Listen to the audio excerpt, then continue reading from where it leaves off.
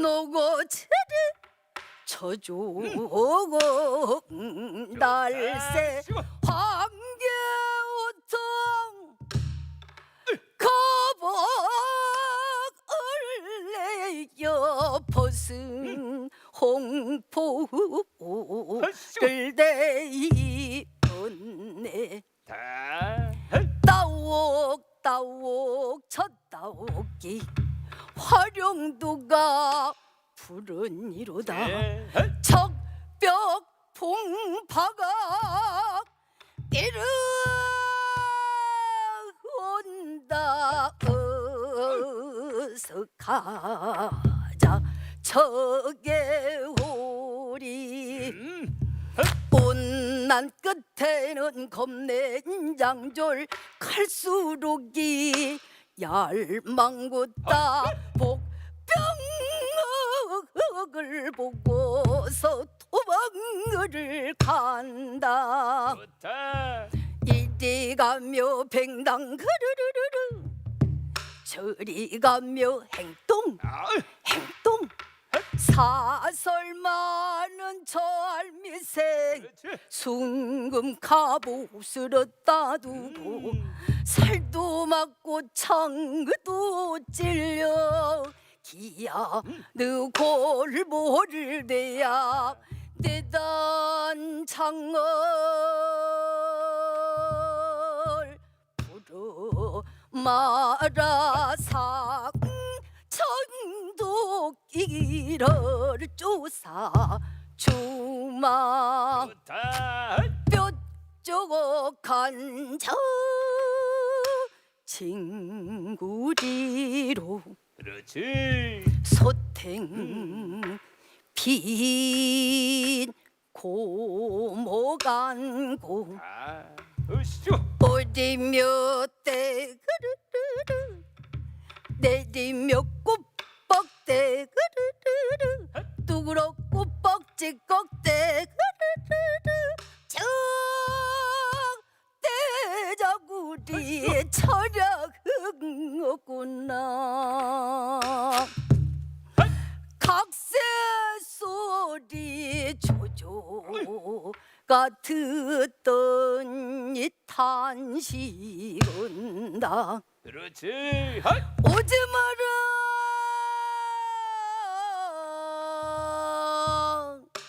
오지 마라.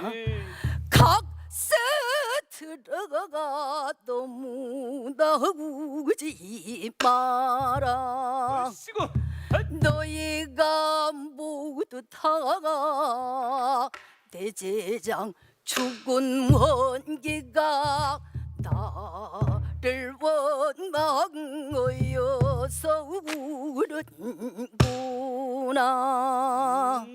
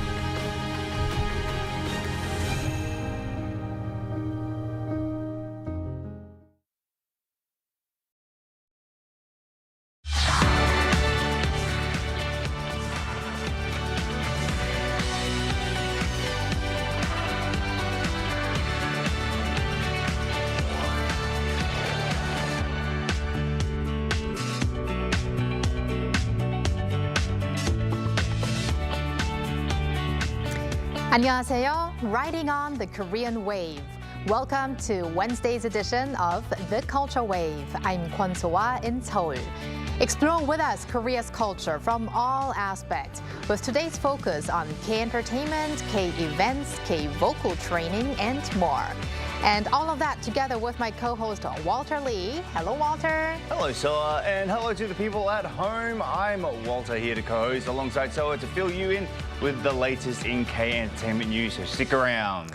Walter, it's become more and more common that K-pop fans try to learn to their favorite K-pop groups' dances, right? So we recently also had a choreographer in the studio who was inspired by BTS, for example. Exactly, and also yesterday we also learned that they have a K-pop program at the Seoul Culture Lounge as well, like that does K-pop dance choreographies. So, exactly. Yes, that sounds like a lot of fun. But today it's about the singing part, the vocal part. Yes. More and more K-pop fans actually try to learn professional vocal training. Haven't you tried vocal training before? I actually did. I had to sing for a wedding ceremony, so I really wanted to be prepared for that. Yes. But I'm really curious about what inspires these people abroad even to learn vocal lessons to K-pop songs. So that's coming up in the latter part of the show. I can't wait. But first, we're gonna also talk about K-pop and K-entertainment news with you, Walter. Yep. So our first story is starting off with K-pop news. What is it? Well, let's kick things off with Blackpink's Jennie. Another song from her first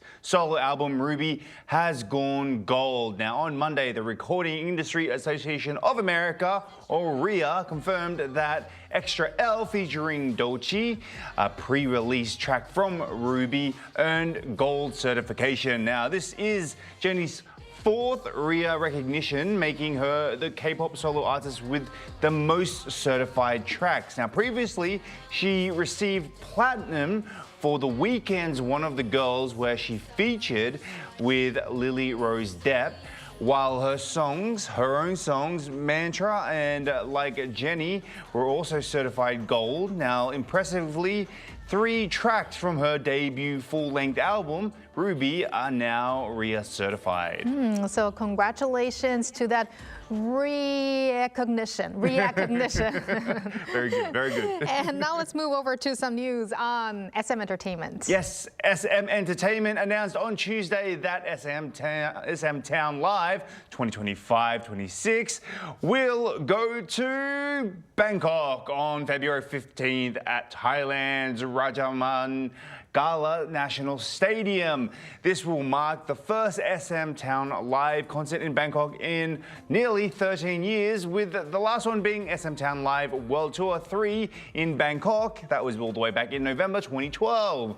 Now, news of this latest concert is sparking great excitement among local Pink Blood fans being SM Entertainment fans. Now, the show, hosted at Thailand's largest stadium, will bring together SM artists including Girls' Generation, Hyoyeon, Chinese Key and Minho, EXO, Red Velvet's Irene, Silky and Joy, NCT 127, NCT Dream, NCT Wish, Wavy, aespa, Rise, Hearts to Hearts, Seungwon and Seoul, and also the SMTR 25. That's the SM Trainees 2025, and so much more. So there's a lot to look forward to. Right, so Bangkok fans, get ready. And Walter, is that pink blood that I'm seeing running through your veins? I am a pink blood. I am a pink blood. I do like SM. But what I really like about SM and SM Town is that fans who like the SM style K-pop music, they get to see all of their stars in one place in one concert. They do indeed. That's very lucky. Yeah, and now lastly, we have some news on a Korean actress who's making a big impact in the Asian film industry. Yes, she is. So on Tuesday, it was announced that actress Shim Eun-kyung has earned the distinction of being nominated for awards in 2 Asian countries, and this one is not Korea.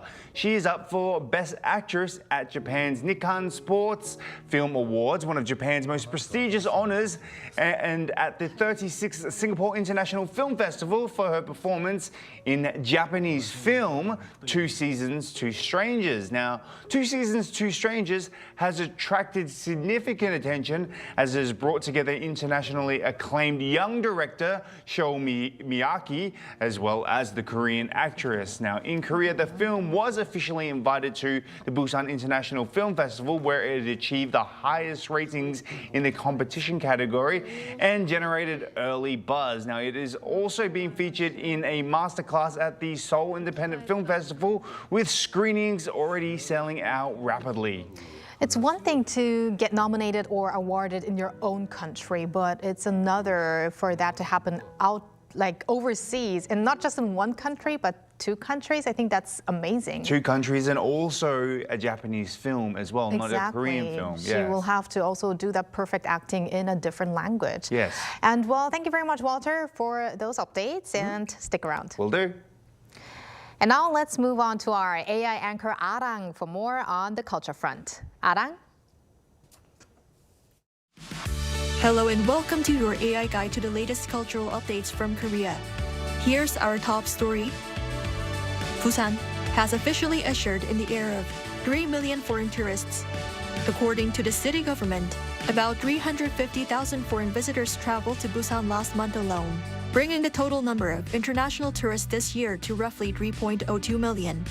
That's the highest since the city's tourism statistics began in 2014.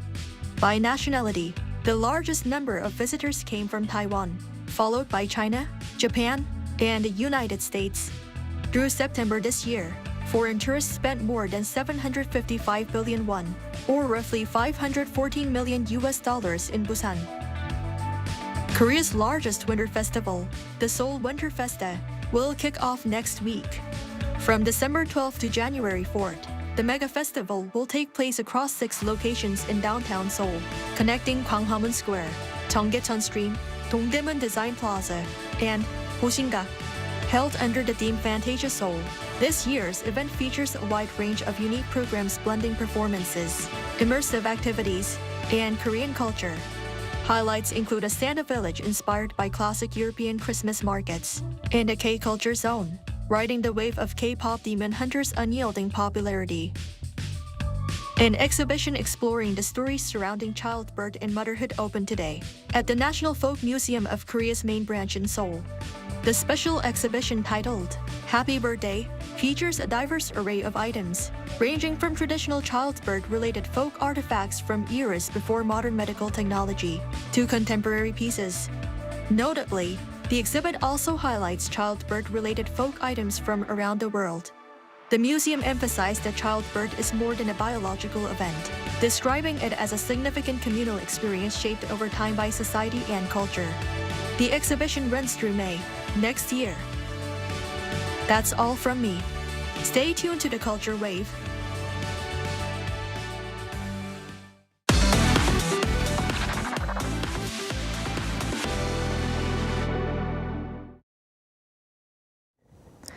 The World Conference on Doping in Sport is taking place in Busan this week, drawing global attention as leaders discuss new worldwide anti-doping standards. The IOC president also highlighted Korea's role. Our culture correspondent Park Gun-woo has more from Busan. Everybody's a winner when competition is fair. But one of the biggest obstacles to achieving fairness in sport is doping. That's why countries from around the world have gathered once again to discuss ways to eradicate doping in sports, this year in Busan, Korea's southern port city, through Friday. Busan is the first Asian city to host a World Conference on Doping in Sport, held every 6 years to set new global standards. As the event is so infrequent, it has drawn much attention, bringing delegates from far and near. Ghana's sports minister stressed the importance of collaborating with Korea, a country known for its strong stance against doping. You have invested quite heavily in matters of anti-doping. You have spoken out boldly. The genetic make of our athletes may be different, but it is important we share information and see how best we can collaborate so that at the world level, we will not be cheated. We have to meet and have a conversation. So the long journey was worth it. And it's not just Ghana. Around 2,000 participants from over 190 countries are here for the 2025 edition. For the next few days, they'll be rolling up their sleeves to keep global sports clean and fair, shaping international standards for the next 6 years from 2027. The Olympics is one of the major events guided by these standards, prompting key sports figures, including the IOC president, to highlight Korea's role. The most ideal is to have no doping, right? And we can only do that together if we're working together as one to ensure that each of us plays our roles. And Korea has been a really good partner for the Olympic movement, and most recently in the past few years with hosting the Winter Games. And I'm sure they will continue to be a really solid partner for us and help unify the one team. And World Anti-Doping Agency officials noted that one of the highlights of the Korean conference's code revision will be focusing on stronger protection for minor athletes and support for anti-doping organizations, ensuring operational independence. With that in mind, the revised WADA code and related standards will be announced as part of the Busan Declaration on December 5th, once again spotlighting Busan as the starting point for strengthening fairness in global sports. 박건우, Arirang News, Busan.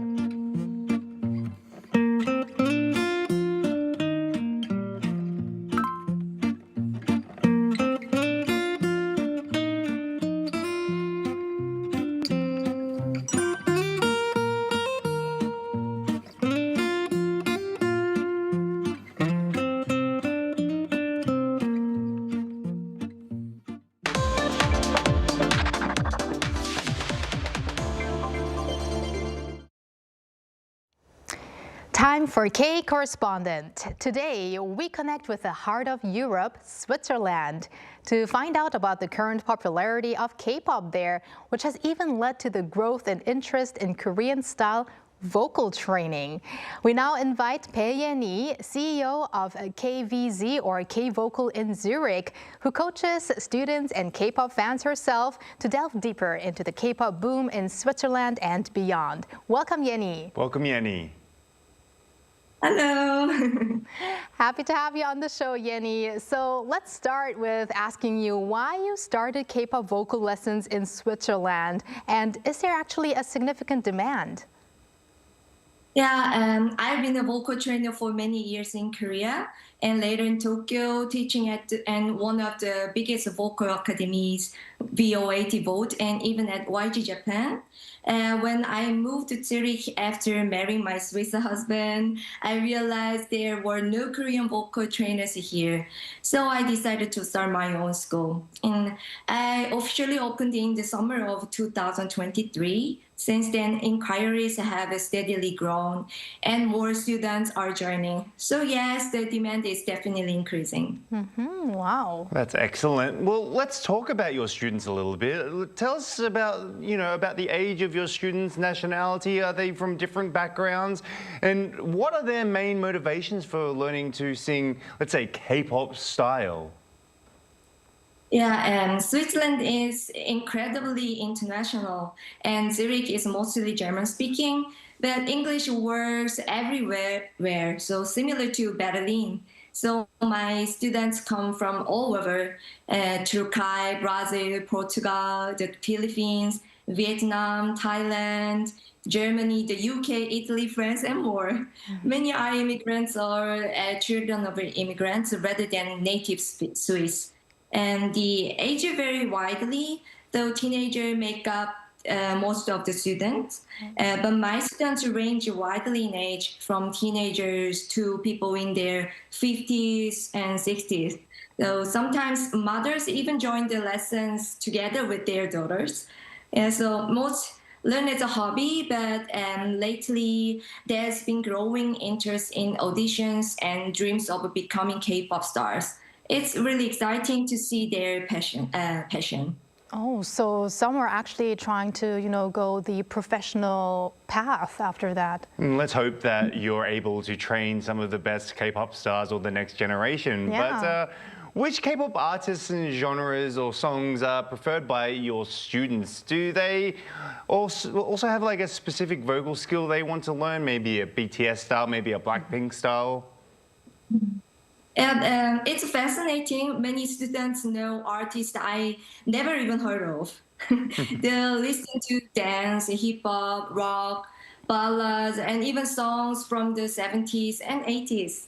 So, and in Europe, Stray Kids are incredibly popular. Of course, BTS, ENHYPEN, Blackpink, Twice, ITZY, and IVE are all favorites.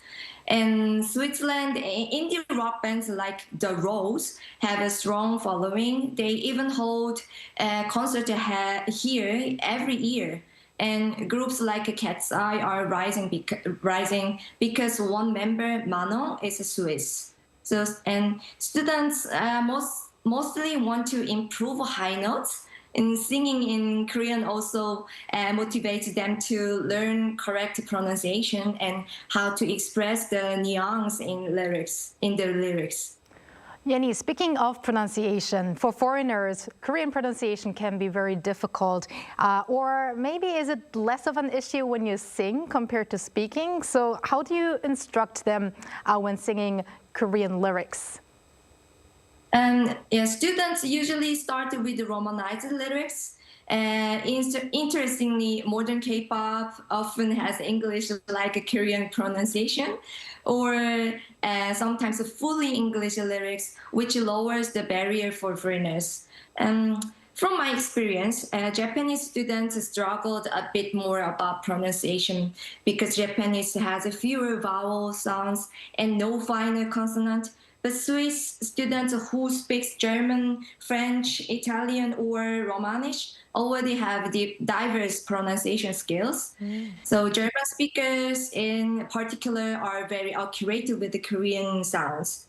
So yes, Korean pronunciation can definitely be challenging for foreign students. So there are a few habits I have to then correct. For example, with the words that end in a final consonant like 다섯, meaning 다섯. Many students tend to say 다섯. So, adding an extra T sound at the end. So I work on removing that habit. And when it comes to singing, vowels are very important, but because Korean has many final consonants, students often attach the final sound too quickly, and that can disrupt the rhythm of the song. So I guide them to lengthen the vowel first and then let the final consonant come in naturally at the end. For instance, instead of singing so very abruptly, like or that I teach them to stretch it out a bit more like a so it flows better in the melody. So, for example, or like that. Wow. Very meticulous process that you're going through there when it comes to pronunciation. But I have to say, sometimes I'm very surprised when I see K-pop fans singing at a concert and they know all the lyrics and it really sounds Korean. Maybe it's because they do it as a daechang, which means when all the fans sing together. But I think maybe when you sing, the diction sounds a little more authentic than when you speak, maybe. So I think it's Very interesting. But now I'd like to know, do you actually also showcase your students' results? I mean, do you do some cover dances or performances, or you participate in any events? Yes, for students dreaming of being idols, I run an idol course. Every month we record songs they've learned, sometimes posting them online.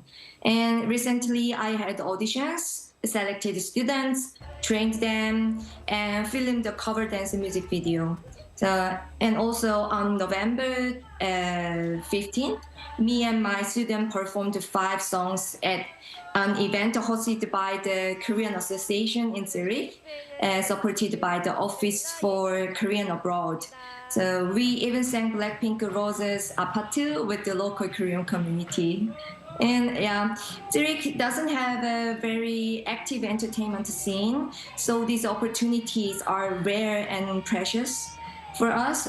Sometimes I even go busking by Lake Zurich. It's a great way for students to perform publicly. We talked a little bit about it before, but how big is the presence and popularity really in K-pop in Switzerland? You talked a little bit about Stray Kids being very popular in Europe, as well as Enhypen being very popular in Europe. Also, how is it perceived among the younger generations like Gen Z? Yeah, compared to neighboring countries like France, Germany, or the UK, K-pop is still relatively niche here. But everyone knows Korea, and they know K-pop is Korean. So Switzerland tends to be more conservative, so trends arrive slowly. But I expect the next 5 years to be much more active. And for young people, K-pop is seen as a trendy, fun, cool, and something they want to try for themselves. It's really inspiring to see their excitement. Even though you say Switzerland is more of a conservative country, what do you think are the factors that are driving the K-pop boom in Switzerland? Dance content has played a major role, but it's more than just music. K-beauty, Korean food, K-fashion, and K-dramas are also drawing interest. Fans who start with K-pop often explore broader Korean culture, and many even travel to Korea. In a way, K-pop opened the door to Korea as a whole cultural experience. And Jennie, how do you see the future of the K-pop market in Switzerland? Will this boom continue? And also, are there any differences compared to neighboring countries in Europe? Yeah, K-pop is still a subculture in Europe. Early on, it was mostly popular among immigrants or non-native Swiss students. But since I started 2 years ago, I've seen more native Swiss and even parents of teenagers showing interest. And also compared to other European countries, Switzerland has very few entertainment options. There's only one karaoke in Zurich, no vocal academies like in Korea or the other country, and public singing or dancing is rare. The culture can feel reserved at first, but everyone has an inner desire for self-expression, and K-pop helps bring that out. I'm confident that interest in K-pop and Korean culture will continue to grow. Jennie, now finally, you're making us very curious about your vocal lessons. So would it be possible to teach us a line or two, very briefly, of a popular K-pop song right now? Yeah, sure. Let's try a line from the pop by the K-pop Demon Hunters. Oh, okay. So please repeat after me. Okay. Oh, okay. I'm getting nervous. 지금 당장 날 봐 시간 없잖아. I'll leave that up to you. So. 지금 당장 날 봐 시간 없잖아. 넌 내 거야 이미 알고 있잖아. 넌 내 거야, Walter? 넌 내 거야. I'm too shy right now. I think my voice is too 이미 알고 있잖아. Bravo! All right, thank you very much, Jennie, for that. And we hope we have many more K-pop fans to learn how to sing to their favorite star songs through your instruction. And yeah, thank you. Keep in touch. Thank you so much, Jennie. Thank you for having me. And thank you, Walter. Maybe next time Maybe you're next going to time. show us some of your singing. Maybe when I've warmed up more. All right. Thank you, and see you next time, Walter. See you next time. Thank you for spending the past half an hour with us on the Culture Wave for your daily dose of K-culture issues.